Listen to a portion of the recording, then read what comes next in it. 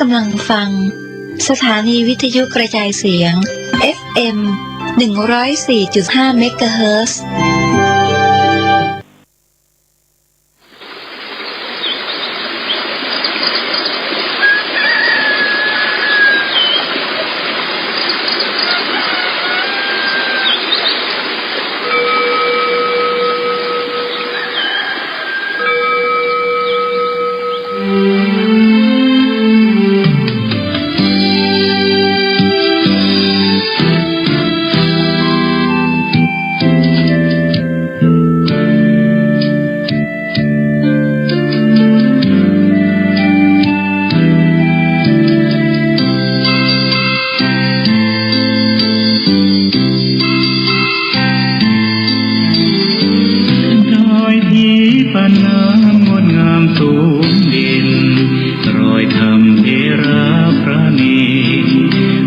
เสียงผ่านสายลมลอยเชิญชวนศรัทธาร่วมบูรณาวัดป่าดงดอยยอดภูนางแก้วยังคอยทอแสงส่องฟ้าอำไพขึ้นคำสีขาวพาเราแช่มชื่นเป็นผู้รู้ผู้ตื่นเบิกบานทั้งกายและใจ เผยแผ่คำสอนองค์ชินวรขจรกว้างไกลข่าวสารงานบุญที่ใดสื่อออนไลน์ไปถึงญาติโยมพระธาตุเจดีย์สีทองเมืองเปล่งประกายแล้วบนยอดดอยนางแก้วมีโอกาสได้เวียนไหวชมจำลองจากดอยสุเทพดอยทุ่งผู้ธาตุบรมพลังแรงใจญาติโยมร่วมสร้างสมทานบารมี สีขาวคลื่นทางนำพาความสุขพระเนรที่ทางคลายทุกข์เกิดปิติสุขให้ทุกทินทีเปิดฟังธรรมะพระจัดรายการหลายคลื่นบางร่วมสร้างมหาทานบารมีพระธาตุเจดีย์สีทองเมื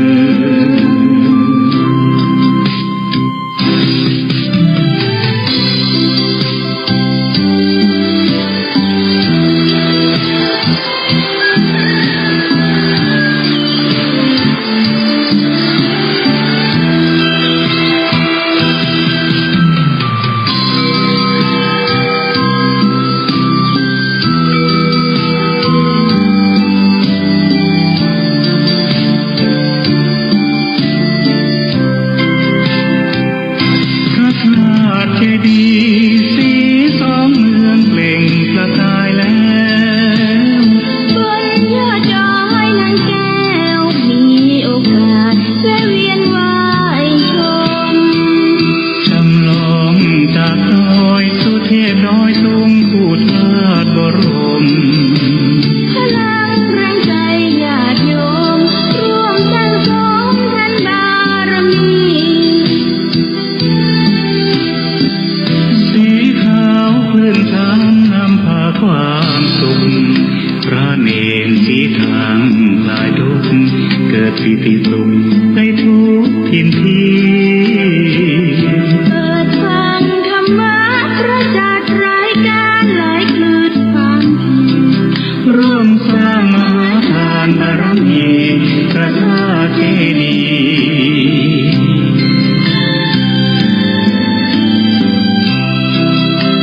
์สีทองเมื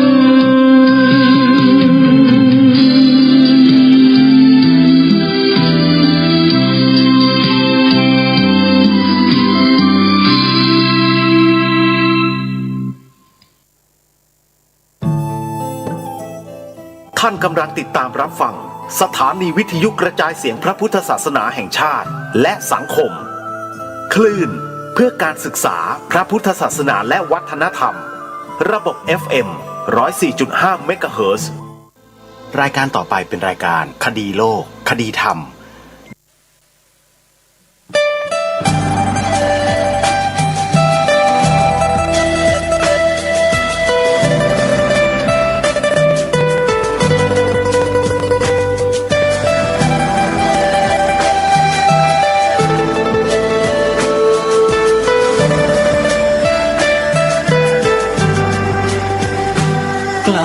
คิดก็ต้องกล้าทำอย่ากลัวถ้าทำความดีเป็นศึกษาปัญหาให้ทันท่วงทีเมืองไทยจะพัฒนากว่านี้รายการดีๆคดีโลกคดีธรรมขอรำพา นบรรยายความคิดเครื่องหมายแห่งสีทั้งสามงามถนัดขาวคือบริสุทธิ์สีสวัสดิ์หมายพระไตรรัตน์และธรรมะคุมจิตไทยแดงคือโลหิตเราใสซึ่งยอมสละได้เพื่อรักษาชาติศาสนาน้ำเงินคือสีโสภาอันจอมประชาพระโปรดเป็นของส่วนองค์จักริ้วเข้าเป็นไตรรงค์จึงเป็นสีธงที่รักแห่งเราชาวไทยทหารอวตารนำไปยงยุทธวิชัยวิชิตก็ชูเกียรติสยามประเทศไทยที่เจริญมั่นคงมาได้จนถึงทุกวันนี้มิได้เกิดขึ้นจากความหวาดกลัวอย่างคลาดเขลาแต่บรรพบุรุษไทยของเราทุกยุคทุกสมัยล้วนแต่มีความกล้าหาญและชาญฉลาดปกป้องเอกราชสร้างชาติให้เกิดความมั่นคง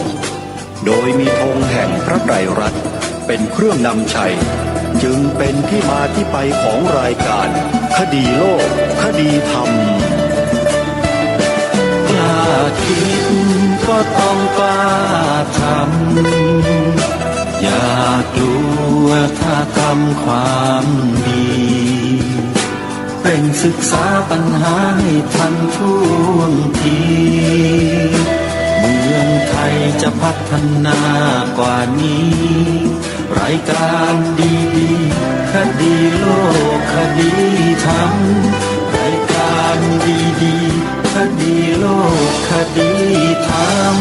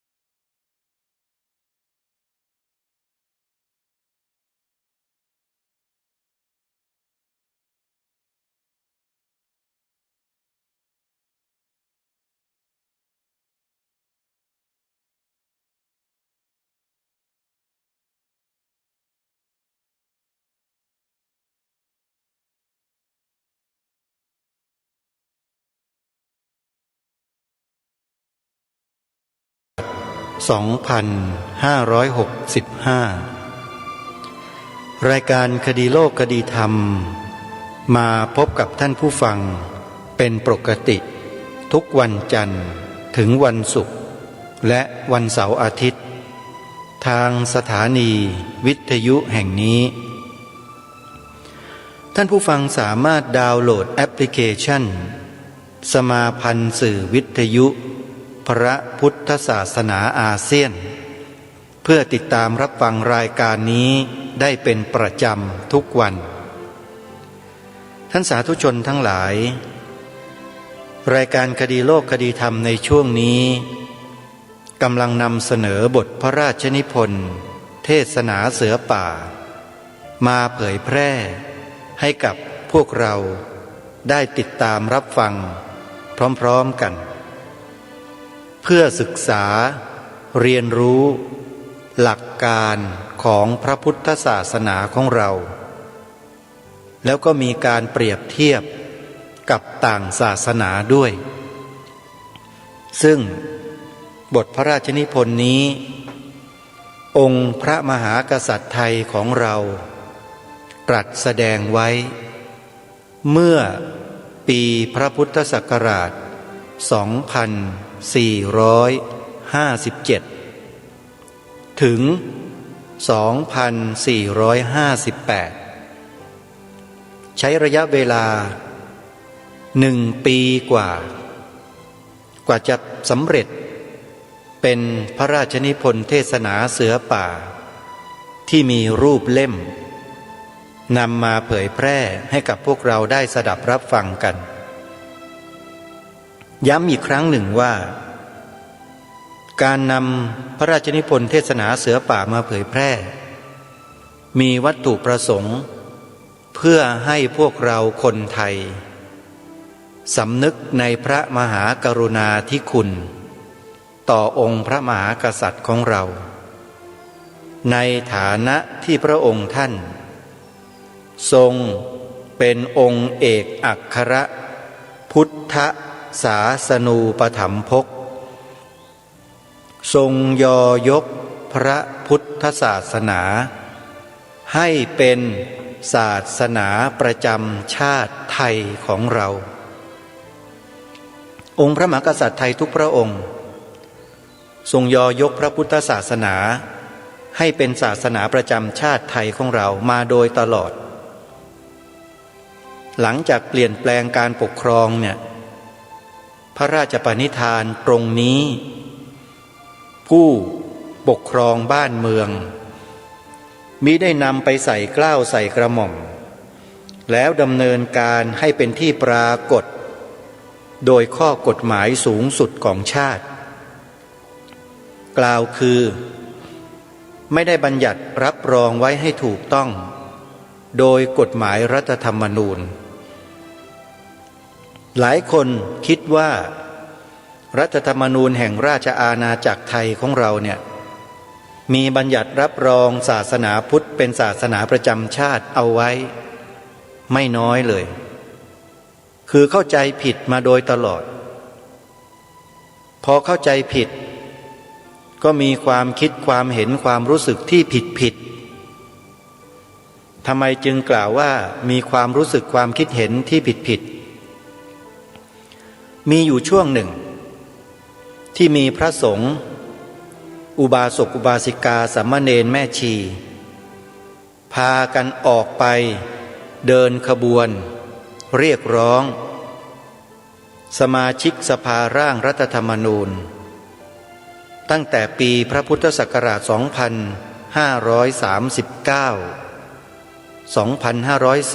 2540 ต่อเนื่องและปีพระพุทธศักราช 2550 ถึง 2551 ต่อเนื่องเพื่อเรียกร้องให้มีการบัญญัติรับรองสถาบันของชาติอีกหนึ่งสถาบันเอาไว้ให้เป็นลายลักษณ์อักษรกล่าวคือสถาบันพระพุทธศาสนานั่นเองโดยอ้างเหตุผลนานับประการที่มีปรากฏเป็นหลักฐานอยู่ในประเทศอยู่ในประวัติศาสตร์มากมายแต่คณะสสร.ชุดแล้วชุดเล่าก็ปฏิเสธก็ไม่ยอมที่จะทำสิ่งเหล่านี้ให้ถูกต้องให้เป็นบรรทัดฐานของชาติบ้านเมืองสืบไปตามพระราชปณิธานขององค์บูรพมหากษัตริยาธิราชเจ้าที่ได้ทรงกำหนดไว้ให้แผ่นดินนี้เป็นแผ่นดินพระพุทธศาสนาตามหลักฐานที่มีปรากฏอย่างเด่นชัดหลายยุคหลายสมัยนี่คือความบกพร่องของใครท่านผู้ฟังก็ลองนึกดูทีแต่ไม่ใช่ของพวกเราที่ออกไปเรียกร้องแน่นอนเพราะสิ่งที่เราเรียกร้องนั้นเป็นสิ่งที่มีอยู่เป็นอยู่จริงในประเทศของเราแต่มีคนพยายามที่จะถอดถอนสิ่งนี้ออกไปจากบ้านเมืองของเราจึงออกไปเรียกร้องให้นำกลับมาแค่นั้นเอง ราะฉะนั้นใครก็ตามที่กล่าวหาพวกเราว่ากระทำการไม่ถูกต้องสร้างความแตกแยกอะไรต่อมิอะไรต่างๆก็ตามเถอะนั่นเป็นความไม่ถูกต้องของผู้กล่าวหาแล้วเราก็ย้อนเกล็ดกลับไปสันนิษฐานคนเหล่านั้นด้วยว่าน่าจะเป็นพวกแปรพักเกลือเป็นหนอนอาตมาภาพคิดว่าพวกเราท่านทั้งหลายคงจะเข้าใจในข้อนี้เป็นอย่างดีเพราะฉะนั้นการที่รายการคดีโลกคดีธรรมจัดรายการแล้วมาพูดในลักษณะเช่นนี้เนี่ยมิได้มีเหตุมีผลอะไรเลยที่จะกล่าวหาว่ารายการนี้สร้างความแตกแยกใครที่กล่าวหาเช่นนั้นนั่นแหละคือศัตรูของบ้านเมืองจะตั้งตนเป็นศัตรูของบ้านเมืองนี้กับพี่น้องชาวพุทธในประเทศนี้ทั้งประเทศก็เอาไม่ว่าใครต้องการเป็นเช่นนั้นก็แสดงตัวออกมาเดี๋ยวเราก็จะได้รู้ไงว่าเป็นใครบางทีไอ้เกลือที่มันอยู่ในกระทอเดียวกันกระปุกเดียวกันเนี่ยเราไม่รู้หรอกเพราะมันยังไม่เป็นหนอนแต่ถ้ามันแสดงตัวออกมาเมื่อไหร่นั่นแหละเราก็รู้ทันทีว่านั่นคือหนอนบ่อนไส้เกลือเป็นหนอนเราจะได้รู้กันเพราะฉะนั้นการที่รายการคดีโลกคดีธรรมออกมารณรงค์ให้พวกเราได้กล่าวและพูดคำว่าพระพุทธศาสนาเป็นศาสนาประจำชาติไทยของเราเนี่ยจึงเป็นความถูกต้องเหมาะสมกับประเทศนี้โดยประการทั้งปวงเราไม่ได้ไปรุกรานใครขอย้ำนะถ้าใครเดือดร้อนเพราะการกระทำของพวกเราแบบนี้ขอให้คนเหล่านั้นจงสำนึกตัวเองไว้ด้วยว่าพวกคุณน่ะกำลังกระทำความผิดต่อบ้านนี้เมืองนี้โดยไม่รู้ตัวหรือรู้ตัวก็ตามเราคงไม่ยอมแน่ๆถ้าใครคิดจะมาทำอะไรกับสถาบันสูงสุดของชาติเราด้วยวิธีการใดๆก็แล้วแต่รายการนี้จึงออกมาปลุกพวกเราทุกคนให้ลุกตื่นขึ้นมารับรู้สถานการณ์ของบ้านเมืองในกรณีดังกล่าวนี้ด้วยกันแล้วไม่เห็นมีสิ่งอื่นใดนะที่จะสามารถปลุกจิตสำนึกของพวกเราได้ดีเท่ากับพระราชนิพนธ์เทศนาเสือป่าและในวันนี้เนี่ยเป็นวันสำคัญที่พวกเราท่านทั้งหลายที่กำลังจะได้สดับรับฟังพระราชนิพนธ์เทศนาเสือป่ากันสำคัญคือกันที่7กันที่7นี้องค์พระบาทสมเด็จพระมงกุฎเกล้าเจ้าอยู่หัวพระราชทานนามว่าศาสนาเป็นของสำหรับชาติขอให้พวกเราน้อมจิตน้อมใจน้อมรับพระเทศนาขององค์พระบาทสมเด็จพระมงกุฎเกล้าเจ้าอยู่หัวองค์พระมหากษัตริย์ไทยของเราพระองค์นี้อย่างตั้งใจและพร้อมเพรียงกันเดี๋ยวเราไปติดตามรับฟังพร้อมๆกันได้ณบัดนี้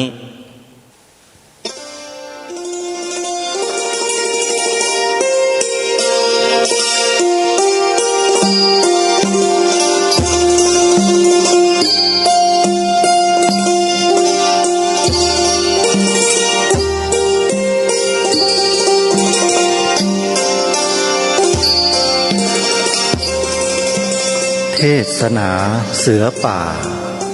กันที่7ศาสนาเป็นของสำหรับชาติทรงแสดงณวันที่2 สิงหาคม 2523 พระพุทธศักราช 2457ตามถ้อยคำที่ข้าพเจ้าได้กล่าวมาในกันก่อนบางทีผู้ได้ฟังแล้วจะสำคัญไปว่าข้าพเจ้าเป็นผู้ที่มีความคิดแผลงจากครูบาอาจารย์ในการที่ไม่เชื่อปาฏิหาริย์แต่อันที่จริงถ้าท่านทั้งหลายสังเกตสักหน่อยแล้วจะแลเห็นได้ว่าตามความจริงที่ข้าพเจ้าได้กล่าวว่าปาฏิหาริย์ไม่มีที่ข้าพเจ้ากล่าวนั้นคือกล่าวว่าปาฏิหาริย์ย่อมมีสาเหตุอย่างใดอย่างหนึ่งซึ่งเป็นไปโดยธรรมดาของโลกแต่หากไม่ได้ไตร่ตรองหรือตรวจตราพบเหตุเราไม่รู้ว่าเป็นเหตุอย่างไรแลเห็นแต่ผลทีเดียวเท่านั้นต่างว่า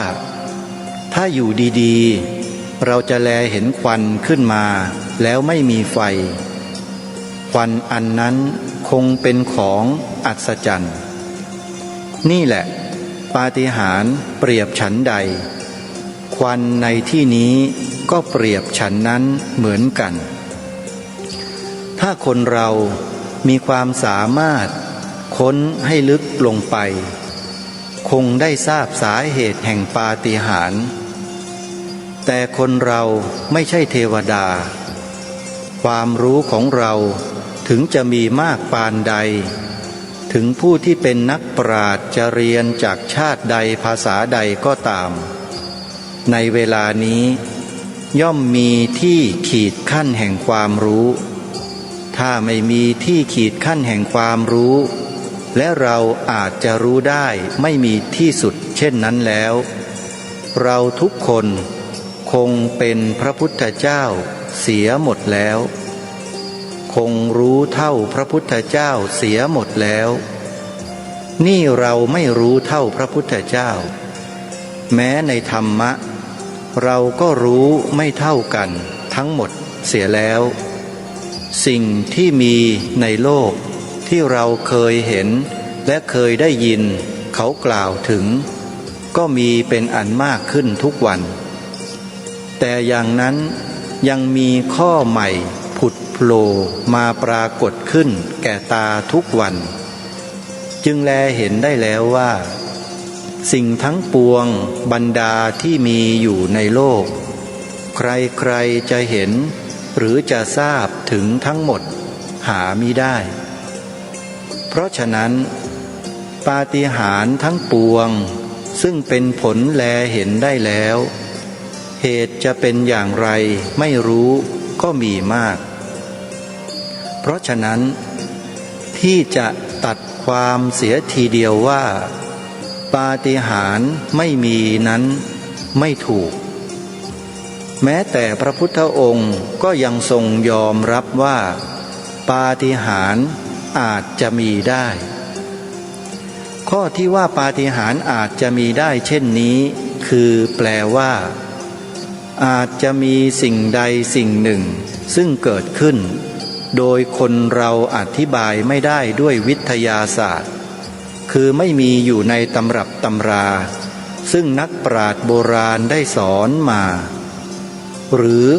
นักปราชญ์ใหม่จะค้นพบเป็นของที่อัศจรรย์แปลกกว่าที่เป็นไปตามธรรมดาโลกมากไม่ต้องพูดให้ไกลลึกซึ้งเลยตัวข้าพเจ้าเองและท่านบางคนที่นั่งอยู่ที่นี้ได้เห็นประจักษ์อยู่แก่ตานั่งอยู่ดีๆก็ได้แลเห็นพระปฐมเจดีย์สว่างแลเห็นรัศมีรุ่งโรจน์คล้ายกับเอาไฟฟ้าไปส่องเมื่อตาแลเห็นแล้วเช่นนี้จะมิให้เชื่อหรือแต่อะไรเล่าทำให้พระปฐมเจดีย์ทั้งองค์สว่างได้เช่นนั้นอะไรจะทำให้สว่างจนถึงกับแลเห็นได้ไกลไม่ใช่แต่ทิศเดียวเห็นได้ทั้ง4 ทิศ ได้มีผู้ทดลองทั้งใช้ไฟฉายทั้งใช้ไฟดอกไม้เพลิงทุกประการไม่ได้ปรากฏว่าผู้ใดทำแสงสว่างอันนั้นให้เสมอเหมือนเมื่อครั้งข้าพเจ้าและผู้อื่นเห็นด้วยกันหลายคนถ้าจะว่าข้าพเจ้าเผลอสติหรืองันไปก็มิใช่ว่าตัวข้าพเจ้าเห็นคนเดียวมีคนเห็นด้วยกันนับด้วยร้อยเช่นนี้นับว่าเป็นปาฏิหาริย์โดยแท้ซึ่งแลเห็นได้ส่วนของผู้อื่นเขาก็น่าจะได้เคยพบเห็นเหมือนกันเราไม่ควรจะตัดความเสียหมดว่าปาฏิหาริย์นั้นไม่มีข้อปาฏิหาริย์ย่อมมีได้เป็นของซึ่งทำให้เราทั้งหลายรู้สึกความอัศจรรย์หรือรวบรวมความว่าเราทำให้เหมือนเช่นนั้นไม่ได้แล้วก็เป็นของประหลาดอยู่ท่านโบราณอาจารย์ที่สอนศาสนาเห็นว่าของประหลาดเช่นนี้ย่อมเป็นเครื่องทำให้ใจคนเต้นมากมีเครื่องอัศจรรย์ขึ้นเช่นนี้แม้ชี้ให้แลเห็นแล้วทำให้เราใจเต้นทำให้เราตกใจทำให้เราฮึกเหิมใจร่าเริงหรือมีอาการอื่นๆแล้วแต่ใจของคนผู้นั้นเช่นเมื่อครั้งแลเห็นพระปฐมเจดีย์ปาฏิหาริย์ถามกันแล้วความคิดความรู้สึกผิดกันทุกคนแต่คงย่อมเหมือนกันหมดอยู่อย่างหนึ่งคือตกตะลึงขนลุกขนพองทั้งนั้นท่านโบราณอาจารย์ชอบเอาเครื่องตกตะลึงเหล่านี้มาประดับเข้ากับศาสดาของตนผู้ที่นับถืออย่างเช่นข้าพเจ้าได้อธิบายครั้งก่อนการใช้ยกข้อปาฏิหาริย์ของศาสดาเป็นข้อยั่วใจคนให้บังเกิดความเลื่อมใสศรัทธานับว่าเป็นวิสัยของผู้สอนไม่ว่าในศาสนาใดทั้งนี้เป็นความจำเป็นเพื่อจูงใจผู้ที่มีความคิดไม่ลึกซึ้งไม่มีปัญญาพอที่จะเล็งเห็นธรรมะอย่างสูงสำหรับบุคคลชนิดนี้จำเป็นต้องหาอะไรล่อใจให้บังเกิดความตื่นเต้นเสียก่อนแล้วจึงจะสอนให้เข้าใจในทางธรรมะได้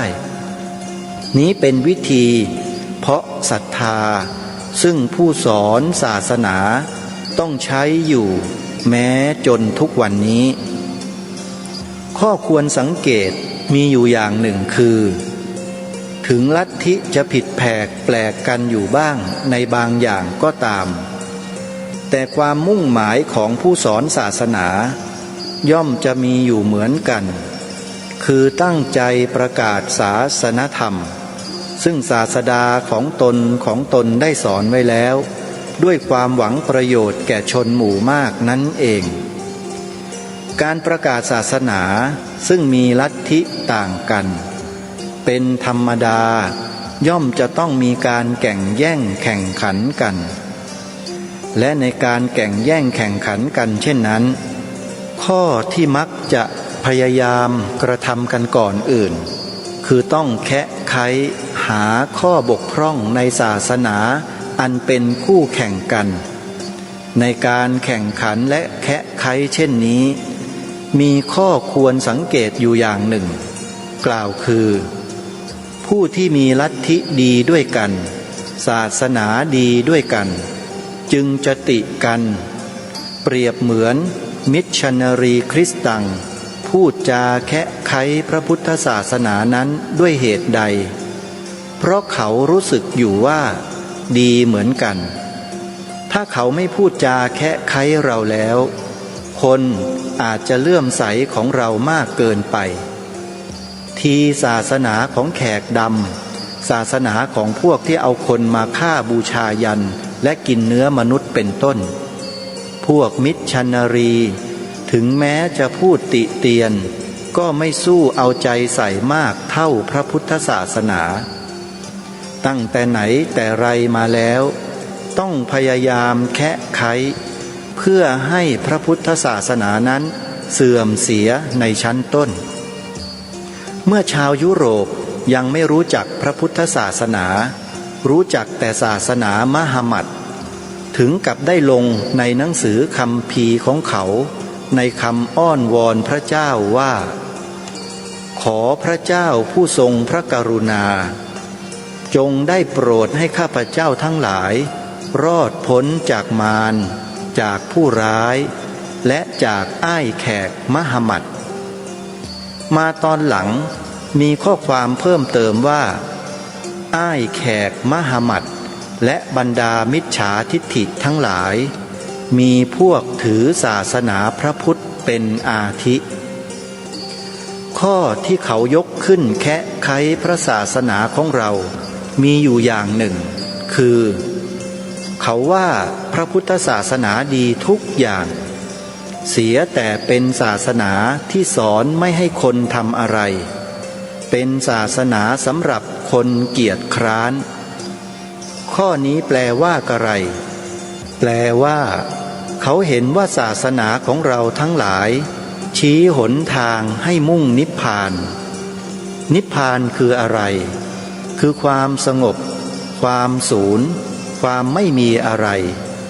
เพราะฉะนั้นเขาจึงว่าศาสนาพระพุทธดีทุกอย่างเสียอย่างเดียวแต่ว่าความมุ่งหมายเป็นที่ตั้งนั้นคือให้ศูนย์ให้อยู่นิ่งๆมิให้ทำอะไรถ้าแม้ว่าเราไม่มีธรรมะสิ่งอื่นนอกจากบอกว่าคนทุกคนเกิดมาต้องมุ่งหมายพระนิพพานเป็นที่ตั้งเช่นนี้แล้วคำที่เขาพูดว่ามุ่งแต่จะให้สูญให้ตายให้ดับไปไม่มีมุ่งเดินไปข้างหน้าบ้างเลยก็จะนับว่าเป็นถ้อยคำอันถูกต้องอยู่แต่ศาสนาของเราจะถือแคบอย่างนั้นหรือพระพุทธวจนะมีแต่ว่าให้เรามุ่งหมายนิพพานเช่นนั้นหรือถ้าเช่นนั้นแล้วตั้งแต่พระพุทธเจ้าเสด็จสู่พระปรินิพพานมาก็ 2,000 ปีกว่าแล้วคนทำไมยังคงนับถือพระองค์อยู่ได้ก็ไม่ใช่เพราะธรรมะของพระองค์กว้างขวางพอที่จะให้มนุษย์นับถือได้หรือนี้ก็เป็นพยานปรากฏอยู่เองไม่จำเป็นจะต้องหาสิ่งอื่นอีกประการหนึ่งความมุ่งหมายของศาสนาทุกศาสนาคืออะไรคือต้องการความสงบต้องการความสัตย์ต้องการพ้นจากทุกข์มิใช่หรือศาสนาพราหมณ์พวกฤาษีอุตสาห์ทรมานตัวทรมานใจเข้าฌานหรือที่สุดยอมสละชีวิตเพื่อมุ่งอะไรเพื่อมุ่งไปสู่พรหมโลกเพื่อมุ่งได้ไปเกิดเป็นพรหมซึ่งเรียกกันตามภาษาสามัญของเราว่าเป็นพรหมลูกฟักไปนอนกลิ้งอ้าปากอยู่ตีนก็ไม่มีมือก็ไม่มีในที่สุดต้องการอะไรบำเพ็ญให้มากพอแล้วได้เข้ารวมอยู่ในพระปรพรหมคือพระเป็นเจ้าสูงสุดในชั้นพรหมโลกศาสนาคริสต์ตังเองสอนอย่างไรสอนให้บุคคลลุกขึ้นเดินขวนขวายเที่ยวหาประโยชน์อย่างนั้นหรือคำพระเยซูเองมีปรากฏอยู่แล้วข้าพเจ้าจะอ่านให้ท่านฟังดูกระสาวกทั้งหลายท่านจงอย่านึกถึงชีวิตของท่านอย่านึกถึงอาหารที่จะบริโภคและอย่านึกถึงน้ำที่จะดื่มอีกประการหนึ่งอย่านึกถึงร่างกายหรือเครื่องนุ่งห่มชีวิตนั้นดีกว่าภักษาหารอยู่แล้วและร่างกายของเราเองดีกว่าเครื่องนุ่งห่มอยู่แล้วมิใช่หรือจงแลดูนกทั้งปวงบนอากาศมันจะได้หว่านพืชพันธุ์ก็หามิได้มันจะได้เกี่ยวข้าวเก็บข้าวเข้ายุ้งฉางก็หามิได้แ แต่พระบิดาของเราทั้งหลายซึ่งเสด็จอยู่บนสวรรค์ท่านก็ย่อมบำรุงเลี้ยงให้มันมีชีวิตอยู่ก็ท่านทั้งหลายจะดีกว่าสัตว์นั้นๆหรือส่วนเครื่องนุ่งห่มจงแลดูดอกไม้ที่ในกลางทุ่งซึ่งมันเกิดขึ้นอย่างไรมันจะต้องทำงานก็หามิได้มันจะต้องปั่นฝ้ายก็หามิได้แต่เราก็กล่าวแก่ท่านทั้งหลายถึงแม้โซโลมอนผู้มีศักดานุภาพใหญ่ยิ่งจะสู้ดอกไม้ในทุ่งนั้นก็หามิได้ก็ถ้าแม้พระเป็นเจ้าทรงพอพระหฤทัยที่จะตกแต่งต้นหญ้าในทุ่งซึ่งยังเป็นอยู่ในวันนี้และวันรุ่งขึ้นก็จะล้มตายไปนั้นไซร้พระเป็นเจ้าจะไม่ทรงกรุณาแก่เราทั้งหลายผู้เป็นข้าของท่านเช่นเดียวกันหรือเหตุดังนี้ท่านทั้งหลายจงอย่าได้นึกได้ฝันมัวพะวงว่าเราจะกินอะไรหนอเราจะดื่มอะไรหนอ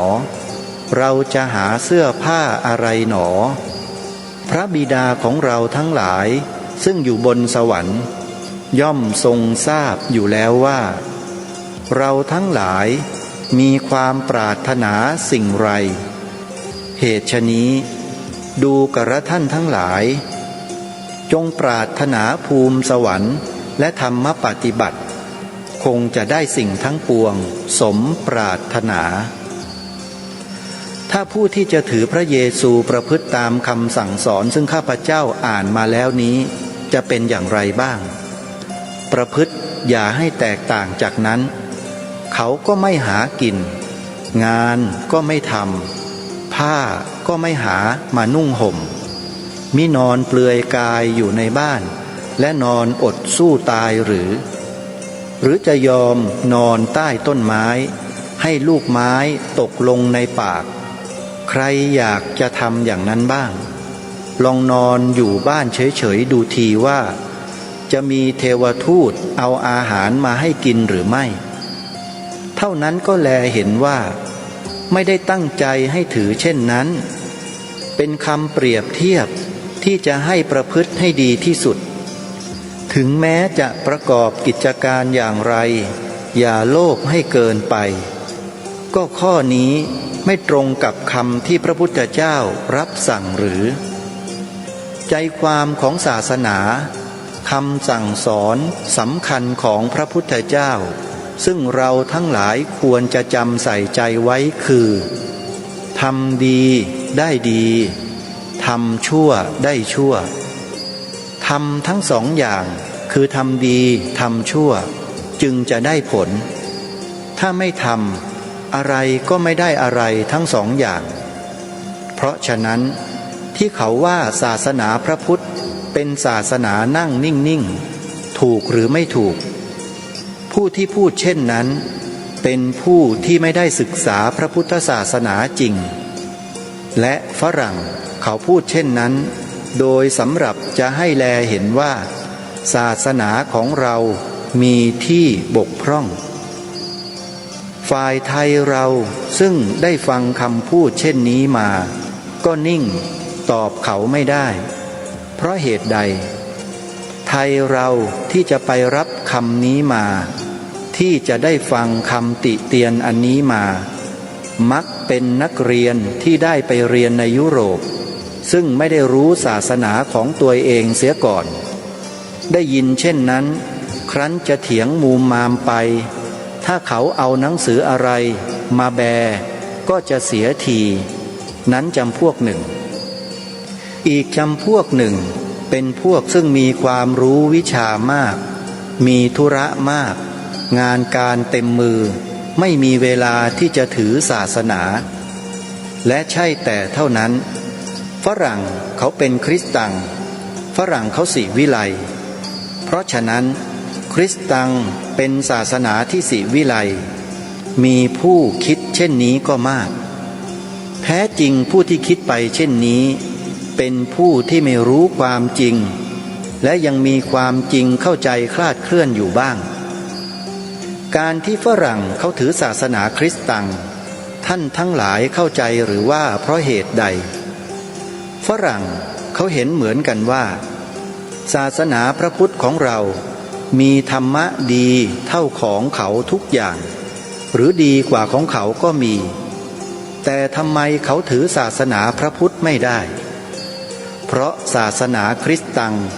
ได้ไปถึงเมืองเขาก่อนนานปู่ย่าตายายของเขาทั้งหลายได้ถือศาสนาคริสต์ตังมานานแล้วถ้าจะเปลี่ยนมารู้สึกว่าดูเหมือนแปลงชาติอีกในหนึ่งตรงกับคำที่เขากล่าวว่าศาสนาพระพุทธนั้นบางทีจะดีแต่ไม่ใช่ศาสนาสำหรับชนผิวขาวเป็นศาสนาสำหรับชนผิวเหลืองเท่านั้นก็เมื่อเขาเห็นว่าศาสนาเกี่ยวกับผิวหนังไม่ได้เกี่ยวกับความเชื่อจริงเช่นนี้คนเราผิวเหลืองเสียแล้วผิวเราสำหรับกับพระพุทธศาสนาถึงแม้เราจะนิยมความศรีวิไลของฝรั่งไปถือคริสตศาสนานึกหรือว่าเขาจะนิยมนับถือเราแท้จริงต้องเปลี่ยนผิวเสียก่อนเขาจึงจะเชื่อเหตุฉะนี้ข้าพเจ้าเห็นว่าท่านทั้งหลายเป็นเพื่อนไทยด้วยกันอย่างไรเราก็ลืมผิวของเราไม่ได้ถึงแม้เราอยากย้อมก็เปลี่ยนผิวไม่ได้แม้เราจะเปลี่ยนถือศาสนาคริสต์ตังเขาก็อาจจะดูถูก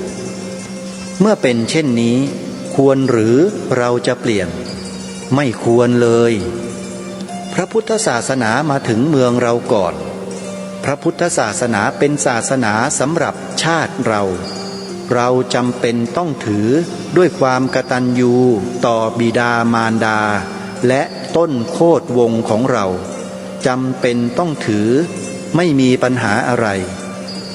เมื่อข้าพเจ้ารู้สึกได้แน่นอนจึงได้กล้าลุกขึ้นยืนแสดงเทศนาทางพระพุทธศาสนาแก่ท่านทั้งหลายโดยหวังแน่ว่า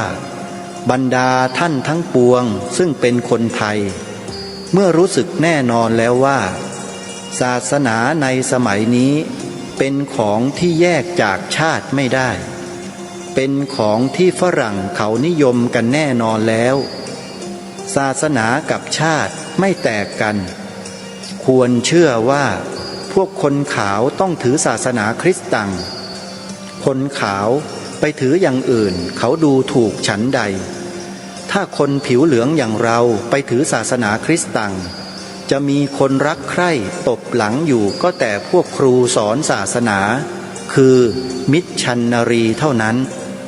คนอื่นเขาดูถูกฉันนั้นข้าพเจ้าเชื่อว่าท่านทั้งหลายที่ฟังอยู่ที่นี้ทั้งที่เป็นเพื่อนทหารและเป็นเพื่อนเสือป่าคงเห็นด้วยกับข้าพเจ้าและเมื่อต่อไปข้าพเจ้ารู้สึกว่าพูดกันเช่นนี้แล้วคงจะไม่มีความจำเป็นที่จะต้องชักเอากิจการทางศาสนาคริสต์ตังมาพูดให้มากเหมือนแต่ก่อนตามที่ข้าพเจ้าได้พูดถึงศาสนาคริสต์ตังเปรียบเทียบศาสนาเรามามากมายก็เพื่อแสดงให้ท่านทั้งหลายเห็นเสียก่อนว่าแท้จริงศาสนาของเราไม่ได้เลวกว่าศาสนาคริสต์ตังเลยเพราะฉะนั้นข้าพเจ้าจึงต้องเริ่มพูดในทางนี้ก่อนถ้าข้าพเจ้าจะขอแก่ท่านทั้งหลายว่าพุทธศาสนาเป็นของไทยเรามาชวนกันนับถือพระพุทธศาสนาเถิดบางทีจะมีท่านบางคนคิดเห็นไปว่าถ้าอย่างนั้นมิห้ามไม่ให้สิวิไลหรือข้าพเจ้าจึงต้องอธิบายแสดงให้ปรากฏเห็นเสียก่อนว่าศาสนาพระพุทธกับศาสนาคริสต์ตังมีที่เทียบกันได้อย่างไรเหมือนกันเพียงใดผิดกันเพียงใดเมื่อท่านทั้งหลายผู้มีสติปัญญาแลเห็นแล้วว่าศาสนาพระพุทธไม่ใช่ศาสนาที่เลวเป็นศาสนาที่ดีพอสมควรที่คนศิวิไลจะถือได้เช่นนี้แล้วในวันนี้ข้าพเจ้าเห็นเป็นโอกาส จึงได้ขยายข้อซึ่งมีอยู่ในใจมานานแล้วคือข้อที่ว่าศาสนานั้นเป็นของสำหรับชาติแท้ๆขอกล่าวซ้ำอีกว่าถึงแม้คนเราจะคงถือพระพุทธศาสนาอยู่ก็ไม่สิวิไลน้อยลงไปถึงแม้จะแปลงไปเข้ารีดถือศาสนาคริสต์ตังก็ไม่สิวิไลมากขึ้นผู้ที่แปลงศาสนาคนเขาดูถูกยิ่งเสียกว่าผู้ที่แปลงชาติเพราะเขาย่อมเห็นว่าสิ่งที่นับถือเลื่อมใสกันมาตลอดครั้งปู่ย่าตายายตั้งแต่เด็กมาแล้วเป็นของสำคัญอันหนึ่งซึ่งแสดงให้เห็นว่าคนนั้นมีความสัตย์มีความมั่นคงในใจหรือไม่เมื่อมาแปลงชาติศาสนาได้แล้วเป็นแลเห็นได้ทันทีว่าเป็นคนไม่มั่นคงอย่าว่าแต่อะไรเลยศาสนาที่ใครทั้งโลกเขานับถือว่าเป็นของสำคัญที่สุดเขายังแปลงได้ตามความพอใจหรือเพื่อสะดวกแก่ตัวของเขานับประสาอะไรกับความสัตย์นับประสาอะไรกับความประพฤติของสำคัญเช่นศาสนาแปลงได้เพื่อความสะดวกแล้วความสัตย์อาจจะทิ้งได้เพื่อความสะดวกความซื่อตรงอาจจะทิ้งได้เพื่อความสะดวกเหมือนกันเหตุฉะนี้ผู้แปลงศาสนาถึงแม้จะไม่เป็นผู้พึงเกลียดชังแห่งคนทั่วไปก็ย่อมเป็นผู้ที่เขาสามารถจะเชื่อได้น้อยเพราะฉะนั้นเป็นความจำเป็นที่เราทั้งหลายผู้เป็นไทยจะต้องมั่นอยู่ในศาสนาพระพุทธซึ่งเป็นศาสนาสำหรับชาติเราแต่การที่จะถือจริงๆโดยไม่รู้ก็ย่อมจะหาความมั่นคงยากเปรียบเหมือนปลูกเรือนบนที่เลนซึ่งมีแต่จะทรุดไปทุกทีทุกทีเหตุฉะนี้ต้องมีความรู้จริงเป็นรากจึงจะปลูกเรือนมั่นคงอยู่ได้สิ่งซึ่งจะทำความมั่นคงในการถือศาสนาก็มีอยู่แต่เพียงต้องรู้ว่าในศาสนานั้นมีคำสอนอย่างไรมีข้อควรปฏิบัติได้เพียงใดบ้างต่อไปในวันหน้าข้าพเจ้าจะได้เริ่มกล่าวถึงธรรมะซึ่งข้าพเจ้าเห็นควรเราทั้งหลายซึ่งมีหน้าที่เป็นทหารเป็นเสือป่าควรประพฤติได้โดยไม่เสื่อมเสียหน้าที่ของเราและหวังใจว่าคงจะเป็นประโยชน์แก่ท่านทั้งหลายโดยทั่วกัน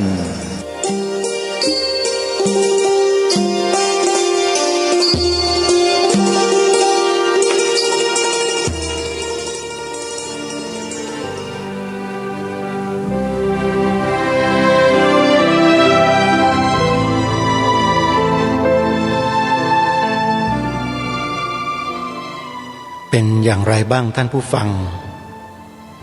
ได้ฟังบทพระราชนิพนธ์เทศนาเสือป่า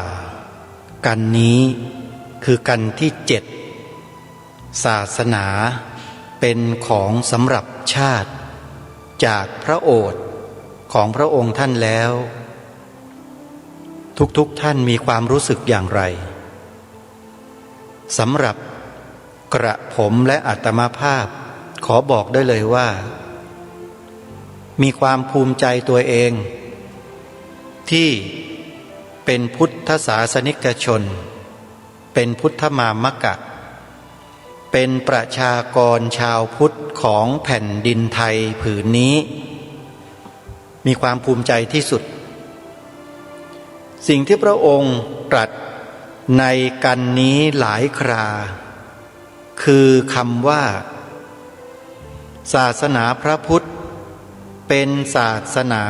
สำหรับชาติเราความตอนนี้หมายถึงอะไรหมายถึงชาติไทยของเราเนี่ยมีพระพุทธศาสนาเป็นศาสนาประจำชาติแต่ผู้บริหารกิจการบ้านเมือง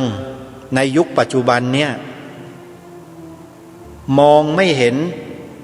ความสำคัญข้อนี้ไม่ใส่ใจโลเลเลาะแหละไม่มีความมั่นคงในใจจึงไม่กล้าที่จะบัญญัติไว้ให้ถูกต้องโดยกฎหมายสูงสุดของประเทศคือรัฐธรรมนูญว่าประเทศไทยมีพระพุทธศาสนาเป็นศาสนาประจำชาติเมื่อไม่บัญญัติไว้คนต่างศาสนาก็อาศัยความที่ไม่ได้บัญญัติไว้นี่แหละเรียกร้องอะไรต่อไม่อะไรเลอะเทอะไปหมดเลยตามที่รายการคดีโลกคดีธรรมเคยนำมาเสนอเป็นหลักฐานสำคัญที่ออกมาจากส่วนราชการกรมวิชาการจำได้หรือไม่ลงวันที่2 กุมภาพันธ์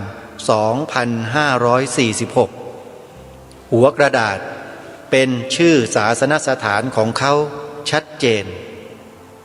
แล้วข้ออ้างในนั้นก็คือไม่ควรเขียนไว้ในตำราเรียนวิชาพระพุทธศาสนาที่สอนกันอยู่ในโรงเรียนของประเทศเนี่ยไม่ควรเขียนคำว่าพระพุทธศาสนาเป็นศาสนาประจำชาติไทยเนี่ยคนต่างศาสนาทำหนังสือถึงอธิบดีกรมวิชาการในสมัยนั้นบอกให้ลบออกเอาออกซะ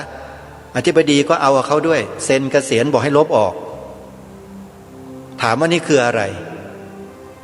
นี่ไงสาเหตุก็คือไม่บัญญัติไว้ให้ถูกต้องโดยกฎหมายรัฐธรรมนูญมันจึงเกิดเหตุการณ์นี้ขึ้นถ้าพวกเราไม่ออกไปทักท้วงไม่ไปอะไรต่อไม่อะไรป่านนี้บ้านนี้เมืองนี้เกิดอะไรขึ้น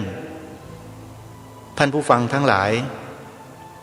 เรื่องราวปัญหาต่างๆที่ประเดประดังเข้ามาสู่พระพุทธศาสนาเข้ามาสู่องค์กรพระพุทธศาสนาของเราไม่ว่าจะเป็นองค์กรสงฆ์องค์กรของประชาชนที่เกิดขึ้นมาในสังคมประเทศชาติเราเนี่ยล้วนแล้วแต่มีสาเหตุสำคัญก็คือเพราะรัฐธรรมนูญไม่บัญญัติรับรองศาสนาพุทธเอาไว้